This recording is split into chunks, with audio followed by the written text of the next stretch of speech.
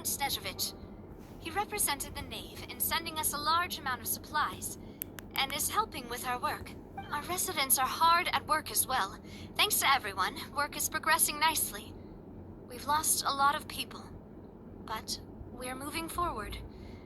That will have to be enough. Hello, Miss Charlotte. I'm a big fan of yours. I especially like that article you wrote last year about Fontaine's stray cats.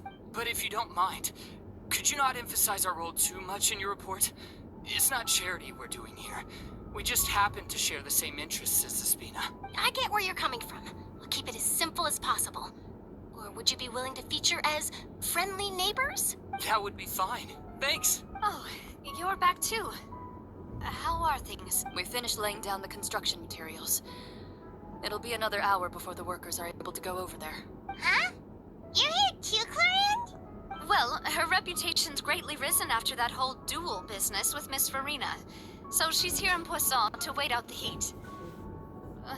All right. She really came here to help me out. There's too much to consider in the reconstruction of Poisson. The Spina has need of more decision makers. And, well, I do already happen to be connected to Mr. Callis. Wait just a moment. Do you mind me asking a few questions? You know, about how... Forget it.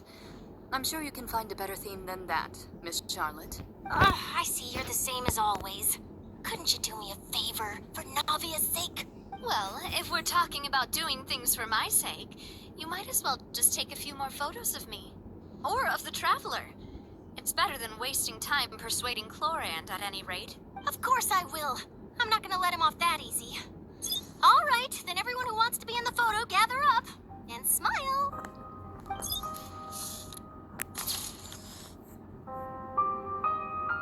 How did it go? Was it a good shot? Did Paimon look cute in it? Not bad. Your addition really helped the composition of the picture. All right, hang on a moment. Let me snap a few more shots. All right, that should do it. I'll be back here later anyway, so let's call it a day. Thank you, bye. You're very quick. Speed is of the essence when it comes to the news. Shut up. Also, not to brag. Wow. I'll hazard a guess that this is how you got that interview at the Fortress of Maripede. Whoa, you're well informed. Let me make a guess too. I asked Sigewin, who told Monsieur Nervillette, and he told you, right? That's a very complete information chain. In truth, all Monsieur Neuvillette asked me was, when did the fortress become so friendly towards the media? I told him that it was best not to speak too soon. There's no guarantee that Ridesley will make a personal appearance. You're right. I've got to treasure every moment I have with them. In which case... Stay safe now. And tell me if you hear anything interesting. I'll treat you to afternoon tea in exchange.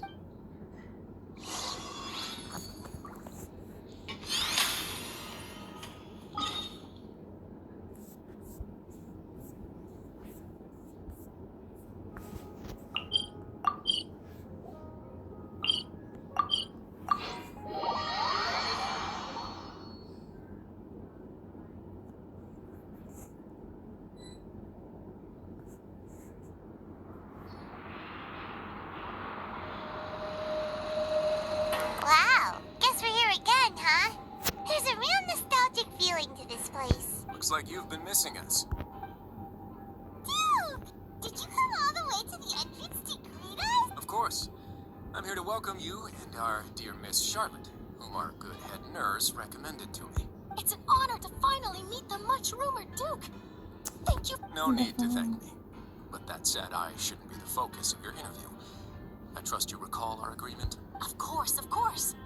All right then, this way.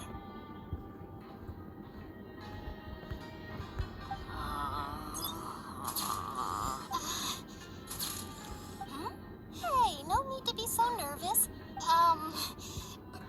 Miss Charlotte. It would seem that Miss Lorvine doesn't want her face to appear beside that of Mr. Jurier. Sir, please don't say things like that. But it looks like dear Mr. Jurier denies it. Might this interview be very important to you then? No, I just... This is my first time being interviewed, and I'm very thankful to the Steambird for... Now, I might not look it, but I actually did meet Mr. Edwin once. And I'll be honest, I enjoyed chatting with you more. You've definitely got more of that genius vibe. The boat that brought about a miracle. The art. Still, if I might add... Huh. Looks like Charlotte's trying to get herself another exclusive scoop. I have to apologize, but that ship is presently in the bowels of our factory. I'm afraid it won't be easy for you to get a shot of it. Really? Well, then in that case... You already know my answer, I'm afraid. Best you interview our head nurse instead.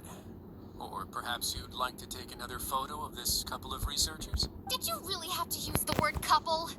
Well, then, 2 solo photos will do. Is my hair messed up? Please, someone help me have a look. Things sure are getting pretty lively here. We've seen this kind of thing before. Oh, seems like everyone's here. Would any of you like to try this new drink I came up with? Ah, Siegeween. Hey, Miss Charlotte. Why don't you, take some pretty photos of our head nurse? Sure. Come on, Miss Siegeween. Over this way. Let's find a brighter spot. Huh? Sure. Do I have to smile?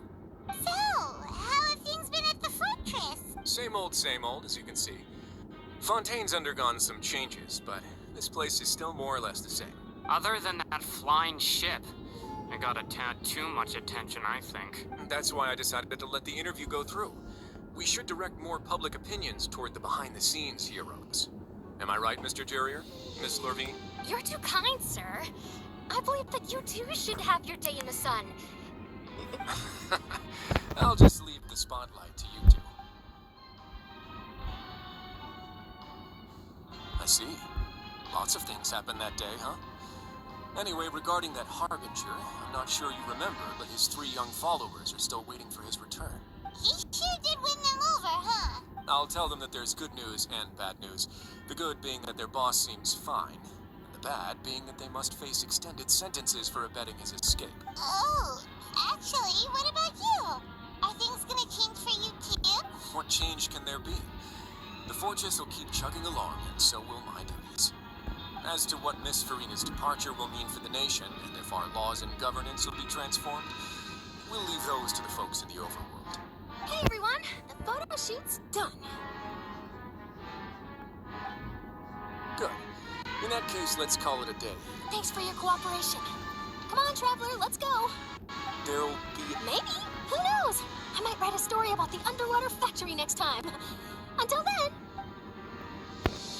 All right. Last stop, the docks.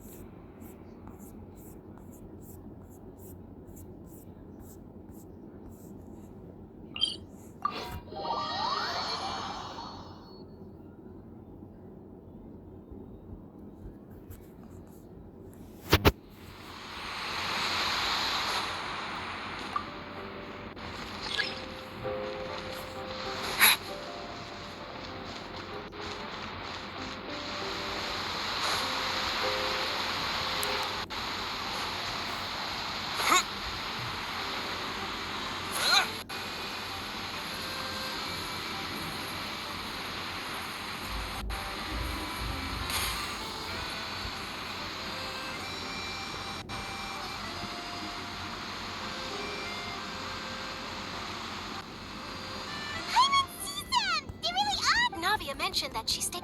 Traveler, Paimon. Ah, and Miss Charlotte, too. Would you like a magic pocket? What sort of gadget is it? It's a wondrous bag that can be used to carry many things. The water level has returned to normal, but if you see any of your things floating around, you can use this to carry them. Or you could trick a friend into doing it for you. Trick a friend? I wonder which of my friends would fall for that.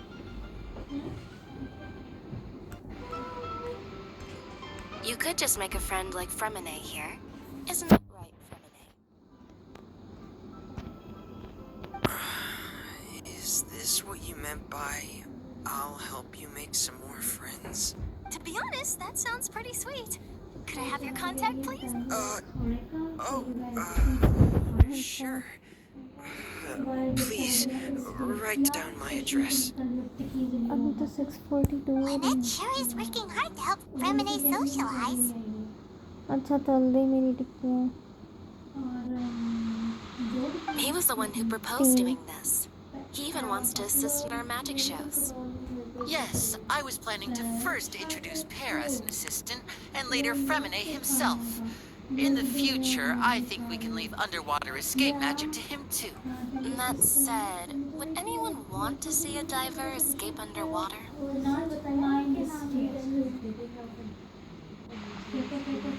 Oh, it'll work out. Every journey begins with the first step. He'll become a part of our show eventually. Lynette, could you come over? Miss Charlotte says she wants to take a picture of us. Got it. My, that Charlotte is rather perceptive. She got rid of everyone the moment she realized I had something to say to you. So, how have things been, Traveler? Father says that you did a great deal during the latest events. She's very grateful for your contributions to Fontaine. That's alright. We were more than happy to help. So, what's she doing now? Oh, I guess you haven't heard. Well, after Lady Farina left, Father and Monsieur Nervillet opened negotiations, during which he gave Fontaine's gnosis to her as a diplomatic gift. A diplomatic gift? A gnosis? Yes, I was quite surprised at first myself. But when I thought it over, there were actually a number of things going for it. It could have been done as an apology for the incident with Lord Child, or as thanks for his help in tying the all-devouring narwhal down. Furthermore, Father did also lend significant aid to Fontaine and Poisson. Well, that's true, but this is a gnosis we're talking about. Doesn't this seem a bit irresponsible? I would agree, but I've also heard that it seems that Monsieur Nervillet has had a significant change of heart regarding the matter. So there's some reason for this that only Nervillet knows about? I suspect you'll have to ask him about that yourself. Yes, speaking of which, I did see him strolling around the entrance to the Fortress of Meripede a while back. Isn't he real busy and stuff? Paimon didn't think he'd have the time for that. But back to the topic. The gnosis was given to the knave, right? What about Child? They say that he's returned to Snezhnaya to recover from his wounds. I hear that the recent disaster really did a number on his health. That's true. When you think about it, we've had loads of run-ins with the Fatui. To think we'd be allied with them this time. So shocked by such a simple switching of sides?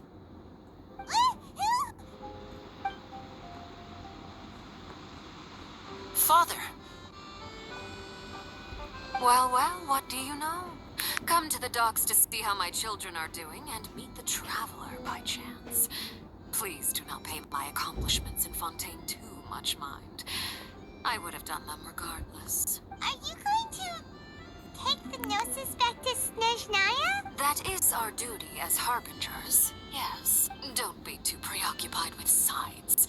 The goal of the Fatui concerns not a single place or person, but the entire world. With such a grand goal in mind, it is inevitable that we must wear many masks. Switching my masks is something I've always done. Well, that depends on many things. No one truly knows what the future holds. What good is honesty if you can't rely on it forever? As for you, I very much look forward to our next collaboration. Good things cannot be achieved alone, and you've proved yourselves to be great partners. A vision? All right. I'll remember to return it.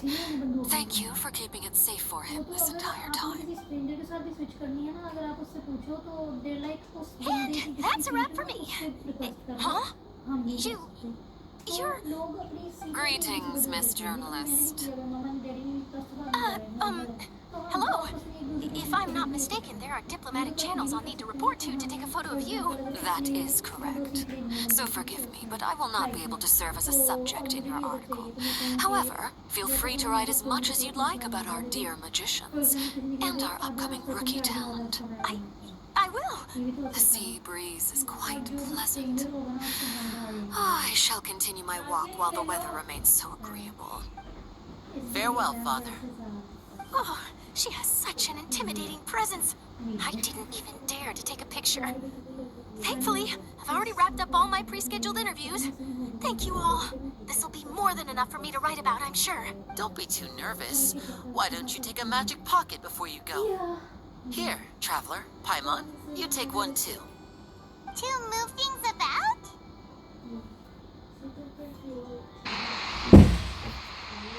That's right. Funny. I was giving out magic pockets when we first met too. And what do you know? I'm doing the exact same thing right now. So many things have happened, but the pockets are still the pockets. I guess this must be life. We will all follow our own paths, and serendipity will lead you to your fated friends. All right then. We'll be handing out pockets in some other districts later, so we'll get going now. Have a good day, you two. Well, guess we sent Charlotte off. Should we go see what Neverlette's doing?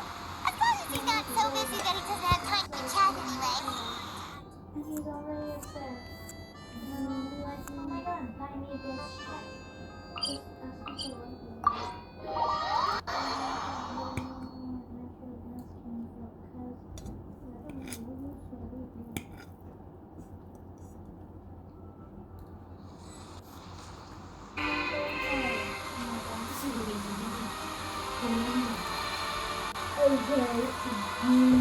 So, you really are here, Neverlette. Kinda didn't think you were going to have free time this hour of the day. Really? Oh, I suppose you must have met Mr. Linney. He took the time to greet me earlier when he passed this way. In any case, you came at a good time. I was just considering reaching out to you to set up a meeting, so I may explain some things that I haven't had the time to before. Aw, Paimon's glad that you remembered. Thank you for keeping us on your mind, what with you being busy and all. Alright, let's have it then. How was Fontaine actually saved? The whole business is still quite the mystery to us. It is strange how words can often leave a bitter taste in the mouth when it finally comes time to say them out loud.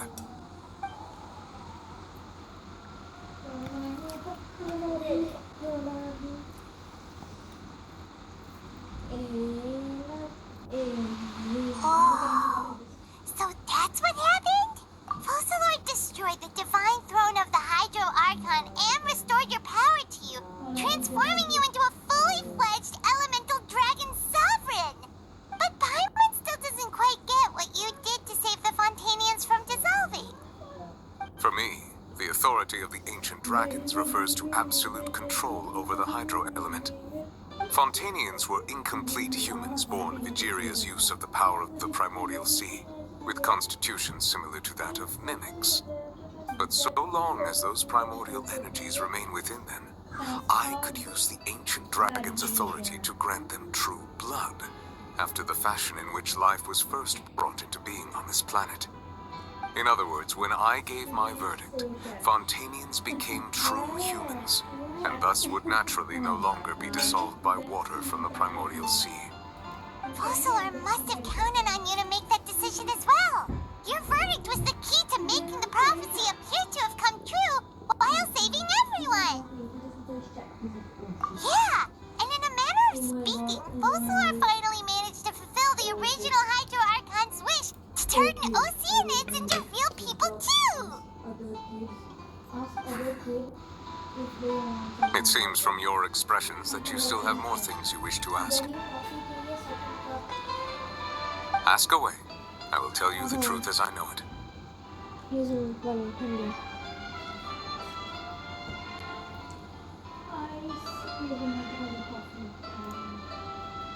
You will soon be heading to Natlan, I presume.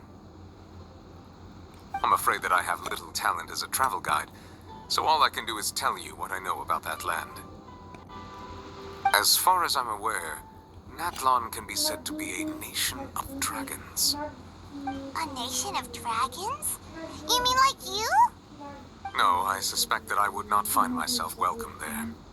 Unlike ancient dragons such as myself, the dragons of Natlan have undergone long years of development and evolution. Large numbers of them have entered a form of coexistence with humanity. Natlan is also the nation of war. War ravages those lands like an undying flame. There is one other piece of information I got incidentally from my negotiations with the Knave that I believe may be useful to you. The Harbinger known as the Captain has thrown his hat into the endless ring of war. The captain. Sounds like a real tough customer. Seriously, everywhere you look, there's a Fatui Harbinger doing their thing. I suggest that you fully prepare yourself before going to Natlan. In the meantime, Fontaine's doors will always be open to you. Ask away. I will tell you the truth as I know it. Hang on a sec. Paimon still got a question about Gnosis. When we spoke to Linny earlier, he mentioned that your attitude towards giving away the Gnosis had clearly changed. We guessed that there might be some reason for it that only you were aware of. No wonder the House of the Hearth is the Fatui's intelligence division. They are certainly sharp. So regarding this specific issue, I was just getting ready to share something with you. What is it? In truth, I exchanged some further words with that lady named Skirk after sending you two back to the surface. It went something like this.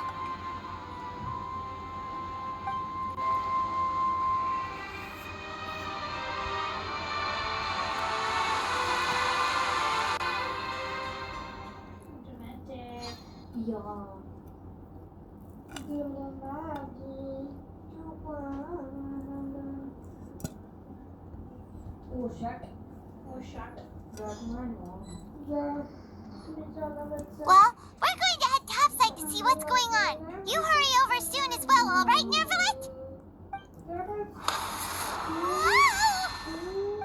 What next? The all-devouring narwhal isn't here, so I'm no longer getting any interference. I can finally catch the scent of your power, what it's made of. It is the authority of the planet's primordial dragons, but with something very similar to a god's curse mixed in. It's quite a novel blend. I'm sure I've encountered something like this before. What was it again? I do not know what you speak of. Of course. How could I forget? You should have the remains of the third descender on your person, yes? Remains? I've never heard of any such thing. Huh.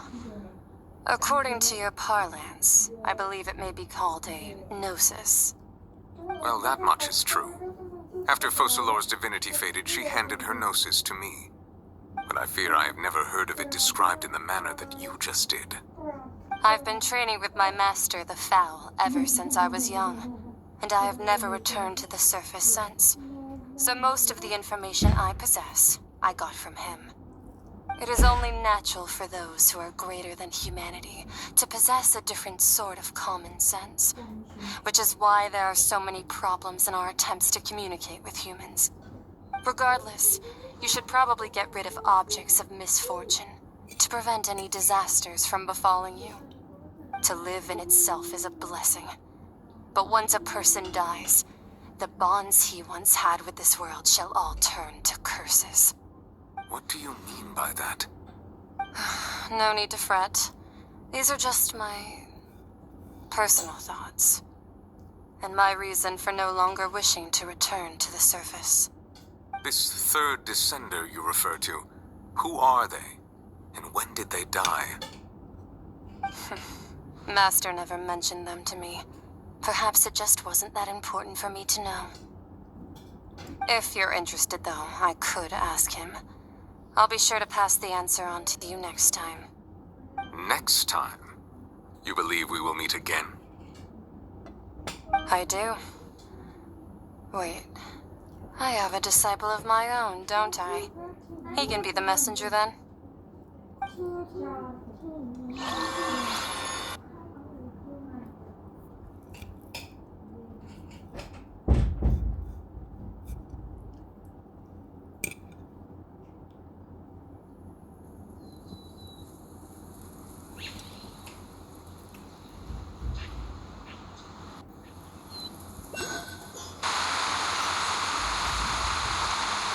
That's what she told me.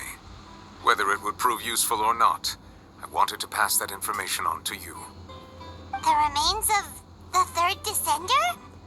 So that's what the no-sees actually are. Paimon just thought they looked like chess pieces. How could they be a person's remains? All the same, assuming that there was no misunderstanding or special metaphor at play, that is what she meant to say. And she said that it would bring misfortune and that you should check it, which is why you gave it to the Fatui. If she speaks the truth, then I would simply be putting Fontaine at unnecessary risk by keeping it here.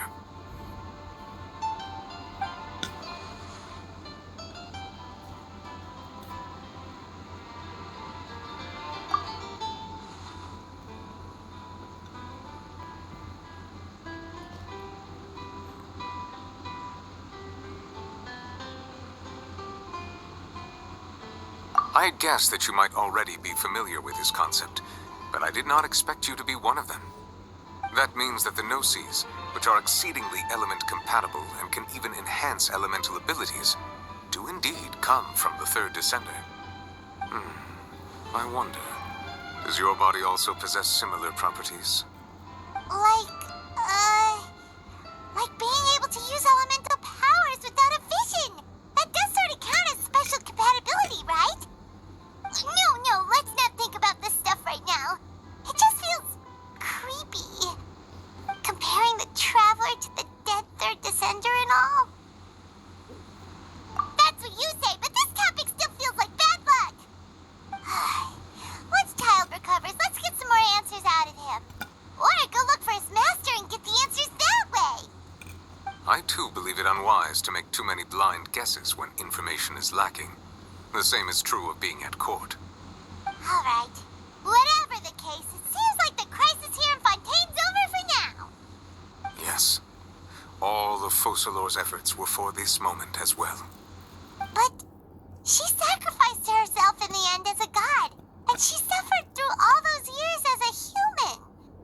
Was that really what she wanted? I suppose that would be the mystery of a god's will. I suspect not.